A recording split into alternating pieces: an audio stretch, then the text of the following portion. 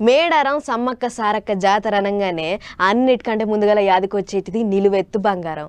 అట్లా మనిషి నిలువెత్తు బంగారం అదే తెల్లబెల్లం జోకి తల్లులకు సమర్పిస్తే మొక్కిన మొక్కులు తీరుతాయి అనేటిది భక్తుల నమ్మకం.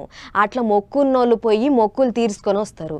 అందుకనే మరి గీసార్లకు కూడా మొక్కున్నట్టున్నది. గల మనవాళ్లకు ఆన్లైన్లో బంగారం జోకి ఇచ్చిర్రు. గా ముచ్చటేందో అరుచుకొని వద్దాం పర్రట్ల పోయి. అమ్మలను గన్న అమ్మలు మేడారం సమ్మక్క సారక్కల జాతరకు గడియలు దగ్గర పడుతున్నాయి. ఈ నెల 21 కాడ నుంచి 24 తారీఖు దాకా అయ్యేటి ఈ జాతరకు వచ్చేటి భక్తులకు ఎసొంటి తక్లీఫ్లు ఉండకుండా సౌలతులన్నీ వేస్తుర్రు అధికారులు. జాతరకు పోలేని భక్తుల కొరకని సర్కారోళ్ళు కూడా ఆన్లైన్లకెంచి దర్శనం చేసుకునేటందుకు ఆన్లైన్ కెంచే మొక్కులు తీర్చుకునేటి సౌలతులు వేస్తుర్రు తెలంగాణ సర్కారోళ్ళు.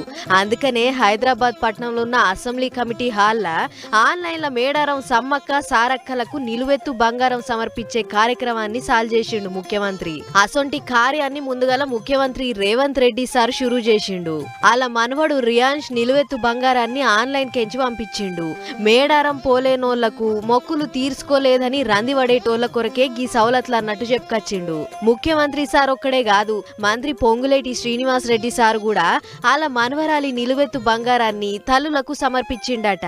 మేడారం జాతర అంటేనే తల్లులకు బంగారం మొక్కులు మొక్కుకునుడు, మొక్కిన మొక్కులు సమర్పించుకునుడేనాయే. అందుకనే ఇగో ఇసొంటి సౌలత్ చేసినాం అన్నట్టు చెప్పుకొచ్చిర్రు.